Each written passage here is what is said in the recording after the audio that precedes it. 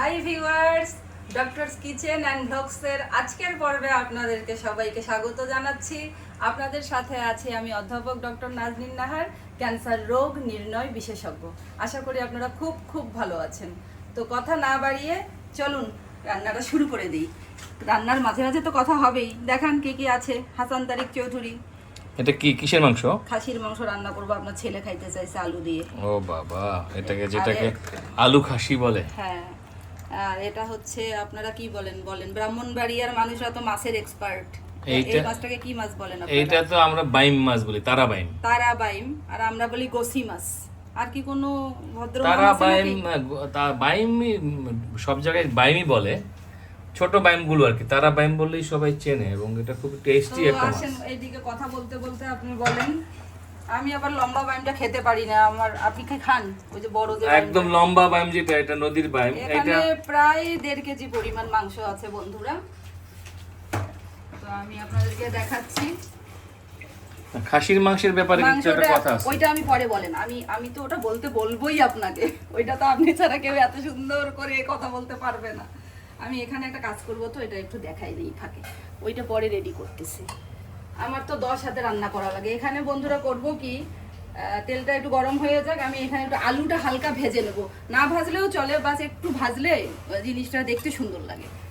তো দেখুন এখানে আমি কি কি দিচ্ছি। এখানে তেজপাতা দিলাম, ছোট এলাচ দিলাম,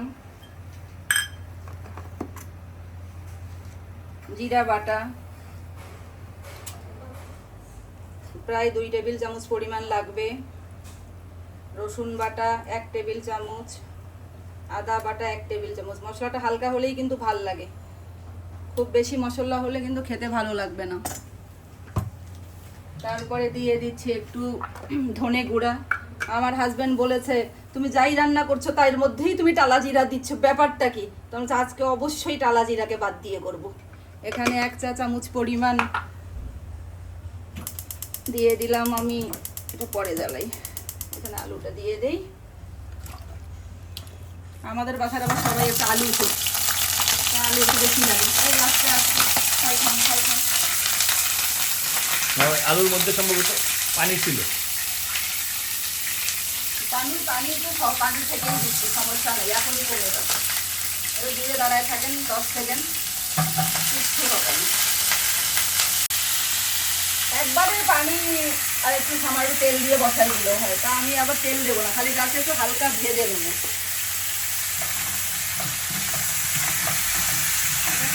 হালকা ভাজা হোক আর কালারটা আসে, এখানে আর কিছুই না। এখানে দেখান জনাবে চৌধুরী, এখানে দেখান হলুদ দিয়ে দিলাম। হলুদ আপনারা আপনাদের পরিমাণ মতো দিবেন। ঝাল আমরা লো টু মিডিয়াম খাই, তো ঝাল দিয়ে দিলাম একটু। তারপরে দিয়ে দিচ্ছি লবণ।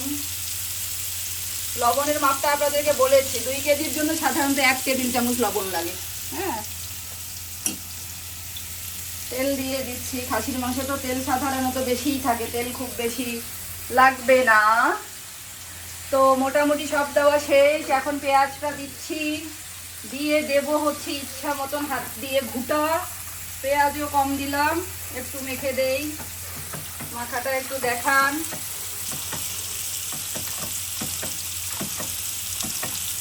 মাখার মধ্যেই তো আসল কারিগরি।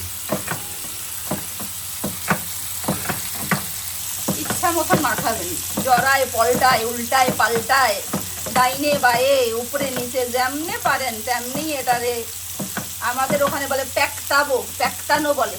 মানে একেবারে মাটি গুলিয়ে যে কাদা বানায় কোনো কিছু তৈরির জন্য, প্যাকটানো বলে। আলু যদি গোটা থেকে ভর্তা বানান ওটাকে বলে প্যাকটানো। তো প্যাকটাচ্ছি।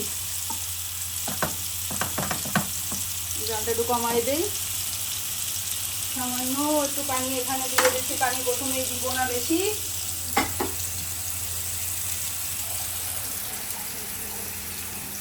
পানি তো বের হবেই। কত সহজে রান্নাটা করি দেখেন। এখন আপনার খাসির গল্পটা বলেন একটু, বলেন। আমি খাসি সম্পর্কে একটা সাধারণভাবে প্রচলিত একটা ধারণা অনেকেরই আছে, অনেকের অবশ্য বেশ কিছু বিরক্তিকর অভিজ্ঞতাও আছে। এগুলো খাসির মাংসের গন্ধ হয়। তো আমার যেটা বক্তব্য, আসল কথা হলো আমার যেটা মানে পর্যবেক্ষণ এবং ফাইন্ডিংস, সেটা এবং হলো অনেক রেসিপিও কিন্তু দেয় যে খাসির মাংসের গন্ধ দূর করে কিভাবে রান্না করবেন, আমি দেখেছি। হ্যাঁ। তো এখন বিষয়টা হলো, যদি সেটা আসল খাসির মাংস হয় তাহলে কিন্তু গন্ধ হবে না, এটা শতভাগ নিশ্চিত। কিন্তু যেটা আসলে আসল খাসি নয়, অর্থাৎ খাসি করার যে প্রক্রিয়া, যেই সার্জাইকেল প্রক্রিয়ার মধ্যে খাসিটা পুরুষ ছাগলকে খাসি করা হয়, ওই সার্জাইকেল প্রক্রিয়াটা যদি ত্রুটিপূর্ণ হয় তখনই কিন্তু খাসিতে গন্ধ হয়।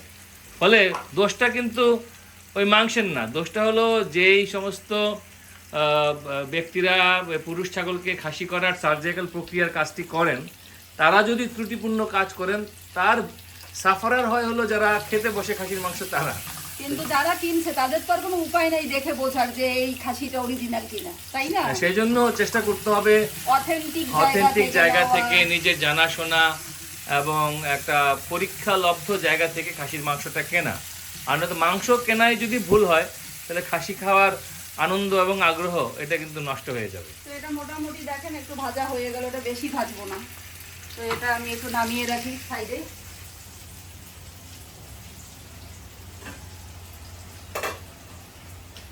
এখন আমি এখানে তারা বাইন্ডার জন্য তৈরি করছি। তো আমি এখনই দ্রুত রান্না করে ফেলবো। আমি পেঁয়াজের বেরেস্তা তো আমার সাপোর্ট সবসময় থাকে বন্ধুরা। একটু পেঁয়াজ দেবো সামান্য, আর পেঁয়াজের বেরেস্তাটাই দেবো বেশি এখানে আমি। আর সব যদি আপনি ফ্রেশ ভেজে নিতে পারেন হালকা বাদামি করে, ওটা কিন্তু বেস্ট হয়, এটা আমি বলে রাখলাম। কিন্তু আমি তো জানিনি, এক জায়গা থেকে আর এক জায়গায় দৌড়ে বেড়ানোর মানুষ। তো আবার সব খাবারের মধ্যেই কিন্তু পেঁয়াজের বেরেস্তা দিলে হবে না, যেখানে প্রপারলি সে কুক হওয়ার ম্যাশড হওয়ার মতন সময় পাবে সেটাতেই দিতে হবে। যেই রান্না খুব তাড়াতাড়ি হয়ে যায় সেই রান্নাই কিন্তু দিলে হবে না। আচ্ছা, এখন একটা বলি, কি বলে, আমাদের বাসার একটা গল্প বলি হাতিবান্ধার। সেটা হয়েছে কি, আমাদের বাসায় একটা গরু ছিল। খাসির গল্প করলেন তো আমি আবার একটা গরুর গল্প করি, গাভী আর কি। আচ্ছা।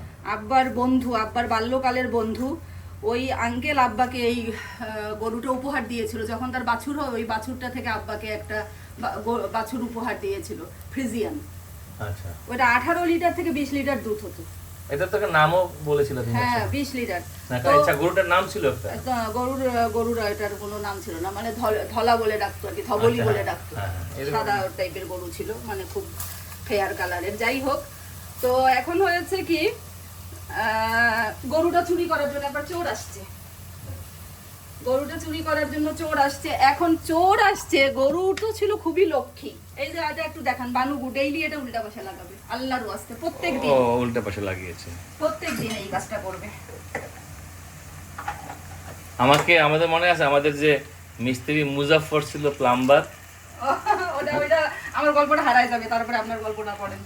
সেটা হলো কি বন্ধুরা, গরুটা তো খুবই লক্ষ্মী ছিল। মানে আমার ভাইয়া যে ডক্টর রেদন, ও কিন্তু গরু, ছাগল, কুকুর, তারপরে বেড়াল, সব কিছু তাকে খুবই পছন্দ করতো। ভাইয়ার একটা পোষ্য কুকুর ছিল, সেটার গল্প আমি আর একদিন বলবো। তো আজকে গরুটার গল্প করছি। তো চোর এসেছে চুরি করতে গরুকে। এতই মাশাআল্লাহ তার বিচক্ষণতা ছিল, মানে আমাদের গরু গাভীটার, এবং সে এতই একটা লক্ষ্মী ছিল, সে বুঝেছে যে তাকে চোর এসেছে চুরি করতে, এই লোকটা যে আছে না, শিং দিয়ে তাকে এমন ভাবে গুতা মেরেছে, চোর ওখানেই পড়ে একদম সপাট। তারপরে কি হয়েছে, ভোরবেলা আব্বা নামাজ পড়তে উঠে একটু চেক করে আসে যে সব ঠিক আছে কিনা, গিয়ে দেখে যে এরকম চোর তো পড়ে রক্তাক্ত। সেই চোরকে আব্বা ঘরে সবাই মিলে তুলে এনে সেবা যত্ন করে 2-3 বেলা খাইয়ে তারপরে সেই চোরকে বিদায় দেওয়া হয়েছে। চোরের সেবা আর বললেন না, এমন গৃহস্থ যে চোরকে তার সুস্থ করে বাড়িতে পাঠাইতে হয়।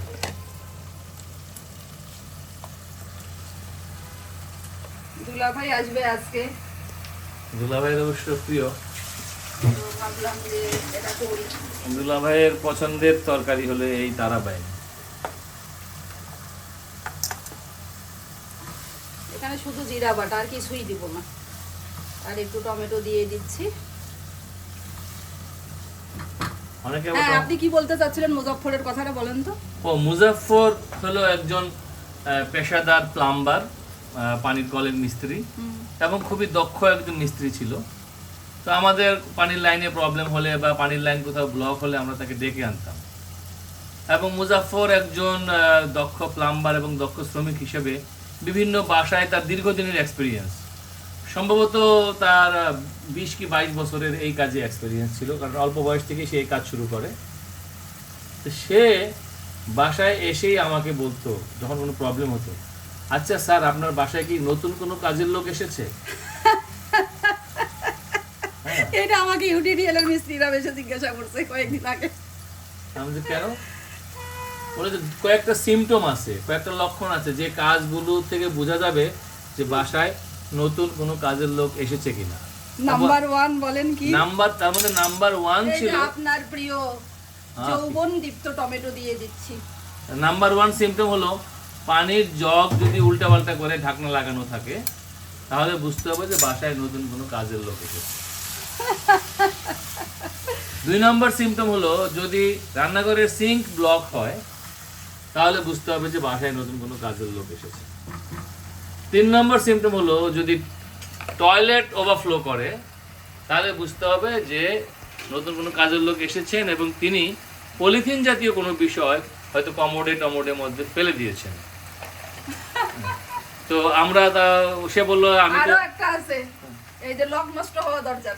হ্যাঁ, দরজার লক নষ্ট হওয়া, তাদের প্রশিক্ষণের অভাবের কারণে তারা এই ভুলটা করে থাকে। তো তাদেরকে শিখিয়ে দিলে পূরণ হয়ে গেলে পরে কাজের গৃহকর্মীরা এই ভুলটা সাধারণত আর করে না।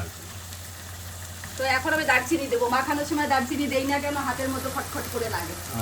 তো এখন দারচিনি দিয়ে দিলাম। আমি দারচিনিটা বরাবরই একটু কম দিই বন্ধুরা, দারচিনির ফ্লেভারটা আবার আমার পুত্রধন খুব একটা টলারেট করতে পারে না, কিন্তু আপনার তো দারচিনিটাও ভালো আল্লাহর রহমতে, সেরকম হয় না। এটা দেখি, এখানে আমি এখন একটু পানি দিয়ে দিচ্ছি, এটা খুব সিদ্ধ হতে সময় লাগবে না, একদম দেশি তারা বাইম এটা হোক। আমি আপনাকে আরেকটা জিনিস এদিকে দেখাই, এদিক চলে আসেন, কাজের তো আর শেষ নাই। আর কোনো কাজ আছে? এখানে আসেন, একটু এটা করে তারপরে চালটা ধোয়াটা দেখাই দিই। চাল ধোয়াটাও তো একটা ব্যাপার, তাই না? চাল ধোয়া চলবে? আমার সব সময় হচ্ছে কি, চালটা ধুই আমি একদম কমন ফর্মুলা, যে 4 বার আমার ধুতেই হবে কমপক্ষে। সাদা পানিটা বের হলে তারপরে আমি এটা পানিটা ঝরাতে দেবো। কিভাবে ঝরাতে দিলাম, নিচে পানি লেগে থাকলো, নিচের তলাটা পানি তো ঝরবে না, চালটার কোয়ালিটি কম্প্রোমাইজ হবে।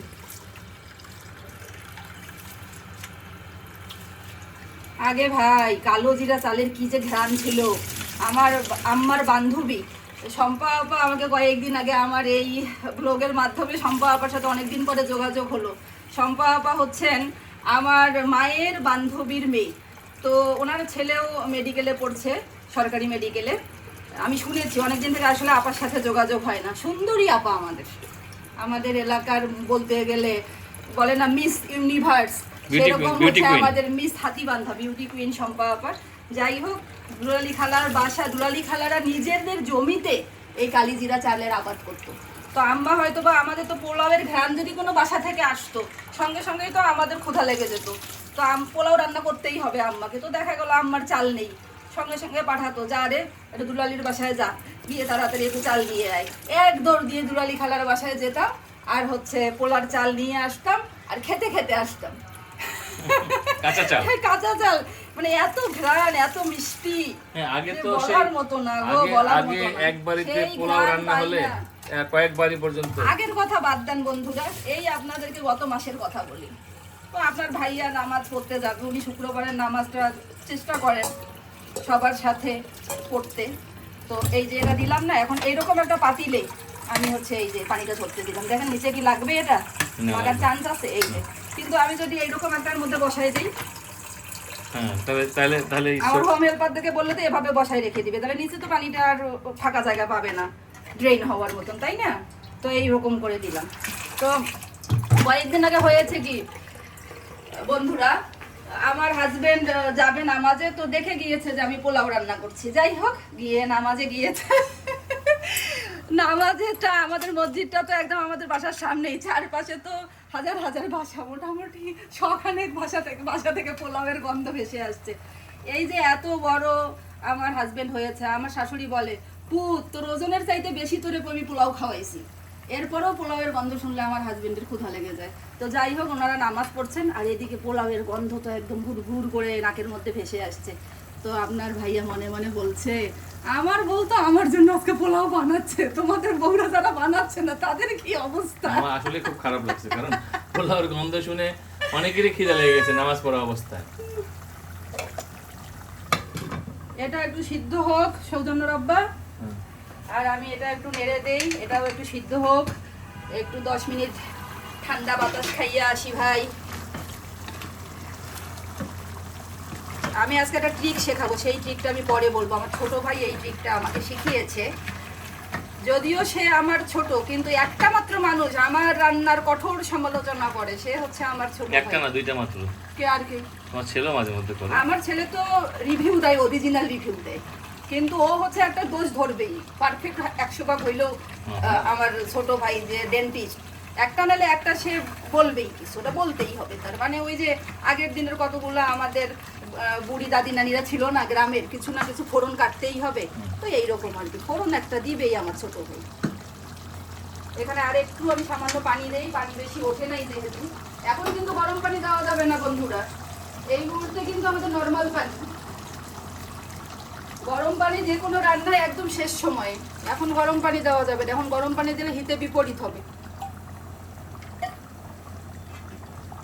তো এটা হোক, ওখানে আমার পানিটা ঝরবে। আপনি এমন সময়ে পানিটা পোলাওয়ের চালের ঝরতে দিবেন যে 10 থেকে 15 মিনিট সে ঝরার টাইম পায়, এর বেশি হয়ে গেলে কিন্তু গা ছেড়ে দিবে সে। তো চল, তো বন্ধুরা প্রায় 10 মিনিট পরে আসলাম আপনাদের সাথে আবার। দেখুন আমার মাছটা আমি সিদ্ধ হয়ে গিয়েছে এবং মাছটার মানে মোটামুটি ডান। তো এখন আমি এখানে করব কি, ধনে পাতা আর কাঁচামরিচ দেব। মাংসটা এর মধ্যে নেড়ে দিয়েছি। বন্ধুরা মাংসের কিন্তু বড় দুশ্মন হচ্ছে চুলার জাল, যদি নিচ থেকে একটু লেগে যায় হাজার সুন্দর হোক, সুন্দর আর করা যাবে না। গন্ধটা মোটেও, আজকে গ্যাসের চাপটা একটু ভালো মনে হচ্ছে। গ্যাসের চাপ সবসময় এরকমই থাকে ডিয়ার।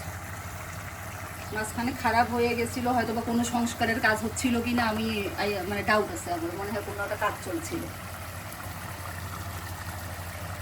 কাঁচামরিচ দিয়ে দিই একটু মাঝখানে, জাস্ট পুরো খালি করে দেবো না, খালি মাথাটা কেটে। চেরা লঙ্কা, সেরা কাঁচা লঙ্কা। জালটা এখন একটু কমায় দেই, লবণটা দেখি।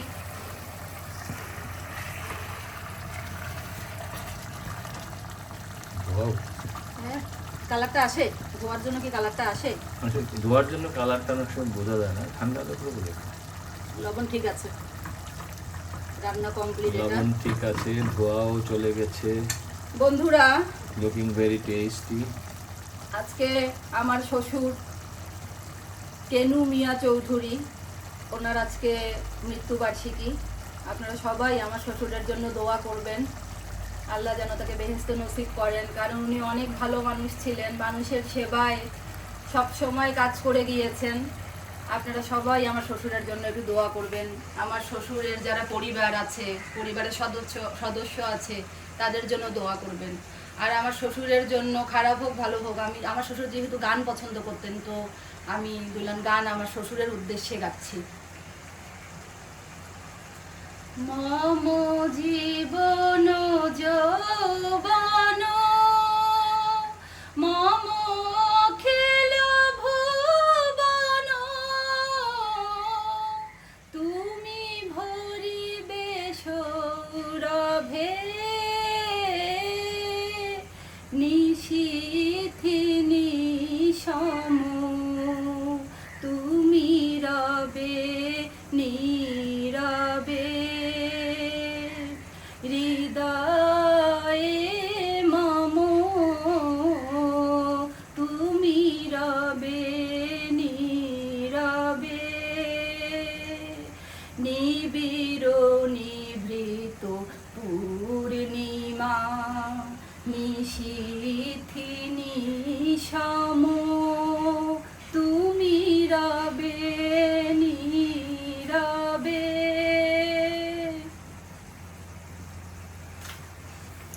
তো বন্ধুরা আব্বা কিন্তু গান খুব পছন্দ করতো। এটা আমার হয়ে গিয়েছে, ঝোল একটু টেনে যাবে, শেষে টেনে যাবে, ঝোল আসলে হবে না ওখানে। এখন আমি আপনাদেরকে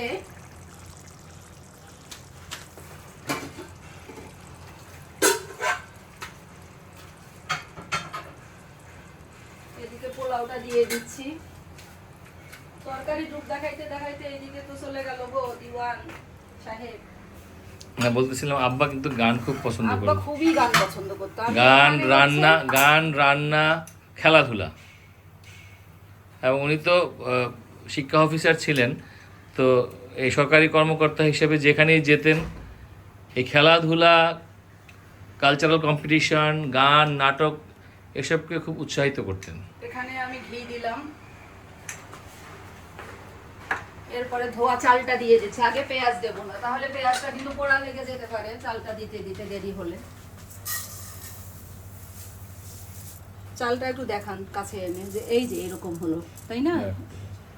এই যে সাদা সাদা একটা ভাব হলো 10 মিনিটে, ঠিক আছে। এখন এখানে আমি পেঁয়াজের বেরেস্তা দিচ্ছি, দিয়ে দেবো এখানে একটা তেজপাতা,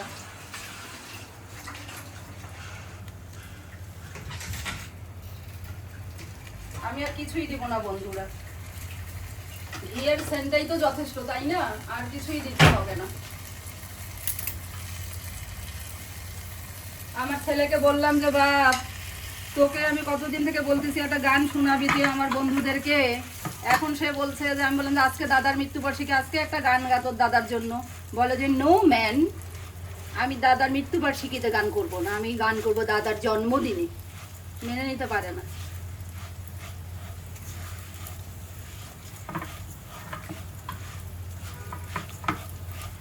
আর কথায় কথায় তার বাবা যদি কখনো তার সাথে রাগ করে, বা রাগ তো আসলে করে না, তো যদি কোনো বিতর্ক হয়, তর্ক হয় তার সাথে, তখন সে বলবে, শোনো আব্বু, আম্মুর সাথে তোমার কি সম্পর্ক, কিসের সম্পর্ক? কাগজের সম্পর্ক, কাগজে সিগনেচার করে বিয়ে করছে সেই সম্পর্ক। আর আমার সাথে তোমার কি সম্পর্ক? বলেন কি বলে আপনার ছেলে? রক্তের সম্পর্ক। রক্তের সম্পর্ক। কাজেই সব সময় বুঝছো, সব সময় আমার কথা শুনে চলবা, আর কারো কথা তুমি শোনো না, আমার কথা ভেবে চলবা। আমার সঙ্গে তোমার রক্তের সম্পর্ক, আমিই তোমার আসল মানুষ।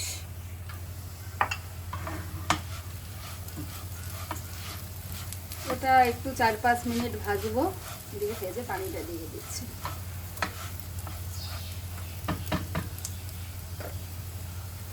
পানিটা গরম করে রেখেছি।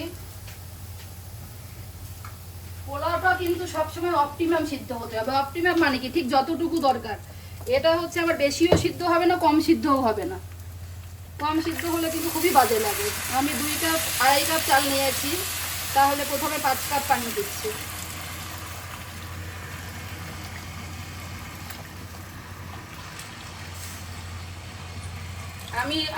আমি জানি যে আরো একটু পানি লাগবে, সমান সমান দিলে একটু হার্ড হয়ে থাকবে। তো আমি 6 কাপের মতো পানি দিলাম, এবং এখানে এখন লবণ দিয়ে দিচ্ছি টেস্ট মতো। তেলের পরিবর্তে যদি আমি 2 ফোঁটা, ঘিয়ের পরিবর্তে যদি 2 ফোঁটা তেলও দেয়, আমার ছেলে ধরে ফেলে, বলে আম্মু তুমি ফাঁকি মারছো। লবণটা চেক করে দেখবেন, লবণটা কিন্তু একটু হালকা, একটু বেশি লাগবে প্রথম অবস্থাতে, আবার পরে অ্যাডজাস্ট হবে।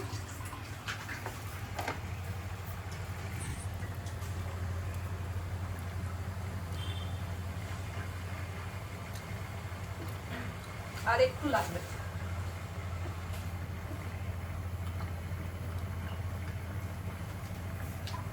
এখন দিয়ে দেবো এখানে কিশমিশ, তো দিয়ে দিয়েছি, আর কিছু এখন দেওয়ার নাই। এটা একটু বলক উঠুক 5 মিনিট, তারপরে আমি জালটা কমিয়ে দেব।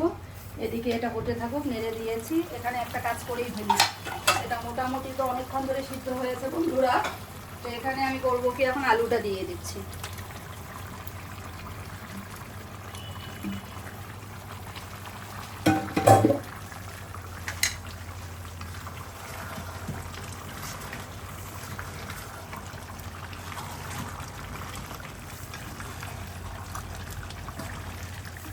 খুব কষাতে হবে, কষতেই হবে, তবেই মজা হবে।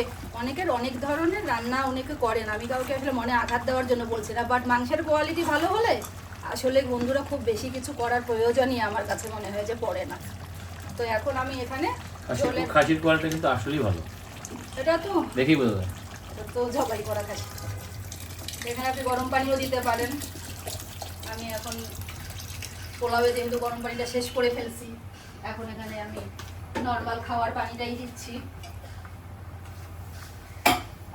পোলাও রান্না করাটা কিন্তু অনেক ক্রিটিক্যাল ব্যাপার, মানে ওইটা যদি ভালো না হয় তাহলে তো সব খাওয়ার মজাই শেষ। আপনি বলেন রাঁধুনি কি দিয়ে চেনা যায়, আপনার সেই ফোড়নটা কাটেন। হ্যাঁ, আমার তৈরি করা কি বলবো ম্যাক্সিম, সেটা হলো যে কি বাংলা বন ভাই, আমি তো ম্যাক্সিম কি বুঝলাম না। মানে অনেকটা প্রবাদ টাইপের আর কি। সেটা হলো যে আসল রাঁধুনি চেনা যায় দুইটা জিনিস দিয়ে। সেটা হলো যে রাঁধুনি ভালো ভাত রাঁধতে পারে আর দুধ সেমাই ভালো রাঁধতে পারে। কোন দুধ সেমাই, লাচ্ছা সেমাই না লম্বা লাল লম্বা সেমাই? গ্রামের ট্রেডিশনাল লম্বা চিকন লাল যে সেমাইগুলো, সেই সেমাই এবং ভাত যে ভালো রাঁধতে পারে সে হলো পাকা রাঁধুনির বেসিক পরীক্ষায় পাস।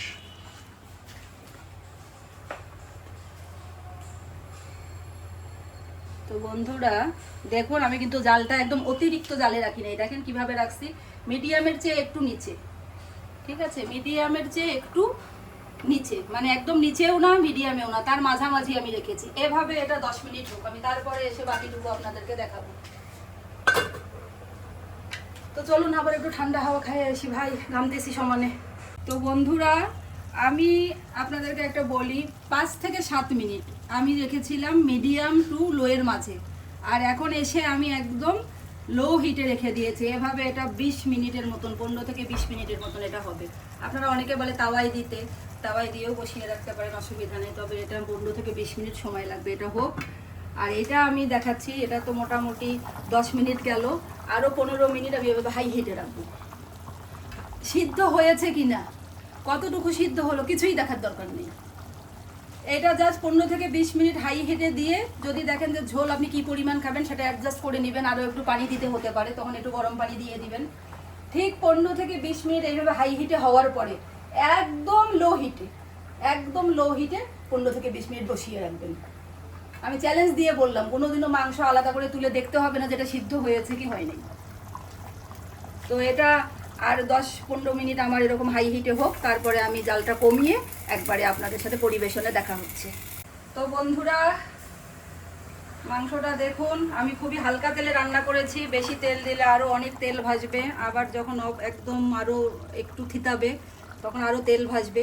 তো বেশি তেল আমি দিয়ে আসলে রান্নাটা করিনি। কালারটা দেখেছেন? এবং সিদ্ধটা আমি দেখাই, আমি কিন্তু একবারও দেখিনি, আমি বন্ধুদের জন্য শুধু দেখাচ্ছি। হালকা মশলা হালকা রান্নাই তো হ্যাঁ, লাগছে। খাসিটা খুব ভালো লাগে মাঝে মধ্যে, সবসময় করা ভালো লাগে না। আমি কখনোই দেখি না যে আর মাংস সিদ্ধ হলো কিনা, কিন্তু যেহেতু বন্ধুরা অপেক্ষায় আছেন তো আমি একটা তুলে দেখাচ্ছি। অনেক গরম যদিও, আপনি দেখুন যে মাংসটা কিরকম সিদ্ধ হয়েছে, এই যে দেখুন, দেখছেন সফট। এটা কিন্তু অবশ্যই খাওয়ার পানি। তো সজনের আব্বা, চোরের গল্প বললাম, 1 মিনিট একটা ডাকাতের গল্প বলি। বলো। যখন আমি ক্লাস 9-এ পড়ি আর কি, আর ভাইয়া ডাক্তার রেদওয়ান যে ওর টেস্ট পরীক্ষা হচ্ছে, আর বড় আপা বড় ভাইরা তখন ভার্সিটি মেডিকেল কলেজে চলে গিয়েছে। এখানে আমি আর একটা জিনিস এখানে দেখাই নেই, এখানে আমি একটু ফুড কালার দিব বন্ধুরা, আপনারা আমার ফুড কালারটা দেখুন। আমি সাধারণত এটা দেই, যে কোনো ফুড কালারই আপনারা ইউজ করতে পারবেন। এটা jail food colour, jail food colour, এগুলো আমার ননদ আমাকে সাপ্লাই দেয়, অনেক চিৎকার চেঁচামেচি করে, আসার আগে বলবে আমার কাপড় নষ্ট হবে, যদি লিক হয় আমার জীবন শেষ, বড় ভাই বড় ভাবি প্যানর করবে, কিন্তু আবার না এনেও পারবে না, জানে ভাবি পছন্দ করে, কি করবে আর না এনে। এটা ফুড গ্রেড কালার। হ্যাঁ, কিন্তু এখন বাংলাদেশে তো পাওয়া যায় না। বাংলাদেশে আমি যেটা বললাম আপনাকে, ওই যে কি যেন ভাইয়া সেদিন যে বললো, একটা কি যেন নাম বললো, আমি সব সময় দেই না, কিন্তু একটু আসে না ছোটবেলার ফ্লেভার আনার জন্য, রংটা দিলে খুব ভালো লাগে। এটার শেষ আমার, এটা আমি বন্ধ করে দিয়েছি। তো আমাদের বাসায় ডাকাত করলো, ডাকাত করার পিছনের কারণ আছে একটা, সেটা হচ্ছে যে আগের দিন কলেজের বেতন এসেছিল, তো বেতন তো আব্বা ডিস্ট্রিবিউট করতো, উনি যেহেতু কলেজের ভাইস প্রিন্সিপাল ছিলেন, একাডেমিক কাজগুলো দেখতেন। তো সব বেতন কিন্তু আব্বা লেট আওয়ারে ব্যাংকে আসলো, বাসায় টাকা নিয়ে এসে কিন্তু আব্বা ডিস্ট্রিবিউট করে দিয়েছিলেন। তো মনে হয় ডাকাত দলের কাছে খবর গিয়েছিল যে বেশ কয়েক লাখ টাকা আব্বার কাছে আছে। তো আমাদের মধ্যরাতে ডাকাত পড়লো, তখন 12:30 মানে মধ্যরাত, আমাদের পরীক্ষা চলছিল, আমরা পড়ালেখা শেষ করে ঘুমিয়েছি। তো অনেকজন মানে প্রথমে দরজায় নক করেছে, আব্বা ভেবেছে ভোর হয়েছে। ভাইয়া তো ওই যে ডক্টর রেদওয়ান যে সন্ধান ভাইয়া, ও তো আর পাশের রুমে থাকতো, আব্বা ভেবেছে ভাইয়া হয়তো বা আসছে, দুজন একসাথে নামাজ পড়ে আব্বারা। তো আব্বা এই মনে করে দরজাটা খুলে দিয়েছে। তো দরজা খুলে তো আব্বা আর আসে না, দরজা খুলে আব্বা আর আসে না। আম্মা তারপরে 1-2 মিনিট পরে আম্মা পাটা নিচে নামিয়ে শুধু জাস্ট বলছে সঞ্চয়ের আব্বা, আমার বড় ভাইয়ের নাম সঞ্চয়। আম্মা আব্বাকে ডাকতো সঞ্চয়ের আব্বা, আর আব্বা আম্মাকে ডাকে সঞ্চিতার মা। তো আমরা নাই, আমরা মাইনাস। আচ্ছা যাই হোক, তো আব্বা দরজা খুলেছে, যে ভেবেছে সন্ধান ভাইয়া এসেছে নামাজ পড়ার জন্য, আব্বা উজু করবে সাথে, টাইমের তো খেয়াল নেই, ঘুম গেছে না। তারপরে ঢুকেই তো তখন আম্মা পাটা যা শুধু, আব্বা তো দেখে ডাকাত সঙ্গে সঙ্গে এসে এইভাবে এইদিকে দেখানো, তো এইভাবে করে 2টা ছুরি আব্বার 2 পাশে ঢুকেছে। আব্বা শুধু বলছে বাবা আমার কাছে তো টাকা নেই, আমার কাছে তো টাকা নেই। আর আমরা শুয়ে আছি, আমার ছোট ভাই আমার সঙ্গে ঘুমাতো, আমি শুয়ে আছি। তো আমরা ভেবেছি অনেক সময় পরীক্ষার ফর্ম ফিল আপের সময় আব্বার কাছে অনেক ছাত্ররা আসে যে স্যার আমাকে একটু ডিসকাউন্ট দেন, একটু মৌকুব করেন, করতে পারছি না, এগুলো তো আব্বা সচরাচরই করতো। আমরা ভেবেছি যে কেউ এসেছে, মানে টাইমের সেন্স নেই আমাদের। আমার ছোট ভাই আমাকে বলে আপা আপা কে আসছে আপা, আমি বললাম ভাইয়া চুপ চুপ চুপ। এখন আমার ছোট ভাই আমাকে বলছে আমি বুঝছি ডাকাত আসছে। আর এইদিকে আম্মা যে বলছে সঞ্চয়ের বাপ কে কে, আম্মার কাছে লাফ দিয়ে 2জন গিয়ে এইভাবে 2টা ছুরি ধরছে, ছুরি ধরে বলে বেটি আমরা ডাকাইত। এগুলো তো গেল। এখন সবচেয়ে ইন্টারেস্টিং হচ্ছে আব্বাকে 2জন ছুরি ধরে খাটের নিচে ঢুকিয়ে দিয়েছে। মানে আব্বা হয়তো তাদেরকে চিনতে পারে, প্রথমে এসে ফোনের লাইন, কারেন্টের লাইন এগুলো বিচ্ছিন্ন করেছে, বিদ্যুতের লাইন, আব্বাকে খাটের নিচে ঢুকিয়েছে। সব জিনিসপত্র আমি বের করে দিয়েছি, আমার 2জন 2 পাশে এরকম ছুরি ধরেছে। যাই হোক, ইন্টারেস্টিং বিষয়টা এখানে হচ্ছে সকালবেলা তো মানে পুরা বাসাময় মানে একদম মানুষের সমাবেশ, জনসমাবেশ। আমার এক খালা মানে আমার আব্বার শালি, এত যে কিছু ঘটেছে, কত কিছু ঘটতে পারতো সেটার কোনো কথা নাই। তার প্রথম কথা হচ্ছে হ্যাঁ দুলা ভাই তোমরা কেমন করে খাটের ভিতরে ঢুকলেন। তো বন্ধুরা গল্পের ছলে ছলে রান্না খতম, আমি একটু পরিবেশন করে টেবিলে আসছি। তো বন্ধুরা আপনারা এখন ফাইনাল লুকটা দেখেন মাংসের। পোলাওটা দেখেন একটু বেরেস্তা ছিটিয়ে দিয়েছি, আর এখানে আমার গোছি মাছ বা তারা বাইমের ভুনাটা দেখেন। আর একটা টিপস এখানে ছোট দিয়ে রাখি বন্ধুরা, অনেকে কিন্তু করেন কি ঘিটা হচ্ছে রান্না হওয়ার পরে উপর দিয়ে দেন। অনেকে যে বলে যে আমার ঘি খেলে বুক জ্বলে, খেতে পারবো না, হাইপার অ্যাসিডিটি হবে, গ্যাস্ট্রিকের সমস্যা আছে, এটা কিন্তু ভুল কথা। রান্নার যদি মানে শুরুতে ঘিটা দেন, আমি কখনোই দেখেছি ঘির কোয়ালিটিও ভালো হতে হয় অবশ্যই, কিন্তু তারপরেও রান্নার আগে যদি ঘিটা দেন, সেটা যদি একটু কুক হওয়ার সময় পাই, সেই ঘিতে আপনাদের বুক জ্বলার কোনো চান্স থাকবে না। তো আশা করি বন্ধুরা আমার আজকের এই আয়োজন আপনাদের ভালো লেগেছে, আপনারা আমার পাশে থাকবেন, আমার সাবস্ক্রাইব বাটনটি চেপে ধরবেন শক্ত করে, আমার হাত শক্ত করে ধরার মতন। সবাই খুব খুব ভালো থাকবেন। আল্লাহ হাফেজ।